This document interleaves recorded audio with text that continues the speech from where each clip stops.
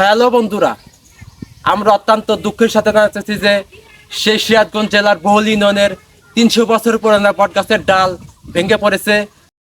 ঐতিহ্যবাহী ডুমুরগোলামি 300 বছরের পুরনো বটগাছের ডাল।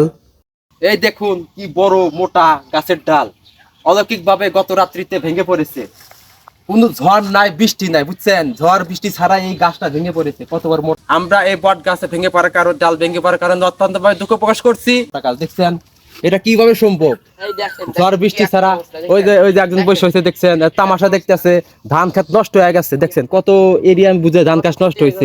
মনে খুব কষ্ট লাগতেছে যে এই 300 বছরের পুরনো বট গাছ আজকে ভেঙে পড়ছে। খুব মনে কষ্ট লাগতেছে, কারণ আমার বাপ চাচা কাল থেকে দেখতেছি এই প্রাচীন বট গাছ। ঝড় বৃষ্টি ছাড়া এত বড় বট গাছের ডাল কিভাবে ভাঙা সম্ভব? আপনারা কমেন্টে জানাবেন, বুঝছেন? কমেন্ট জানা বলবেন কিভাবে এটা সম্ভব। 300 বছর বললে ভুল হবে। আমার জানা আমাদের 300 বছর এটা 500 বছরের পুরানো বট গাছ হবে। ঠিক আছে, তাই না? ঠিক 500 বছরে হবে। দেখুন কত বড় বড় মোটা ডাল। এই যে বট গাছ, এই যে বড় বট গাছের গাছ থেকে ভেঙে পড়েছে। কত বড় চাক বট গাছ, এই বট গাছ থেকে এই বড় ডালটা ভেঙে পড়েছে। আনুমানিক রাত 1টার দিকে এই বিশাল আকৃতির বট গাছের ডালটি ভেঙে পড়েছে কোনো প্রকার ঝড় বৃষ্টি ছাড়াই। কিভাবে এই গাছটা ভেঙে পড়লো এটাই বড় কথা।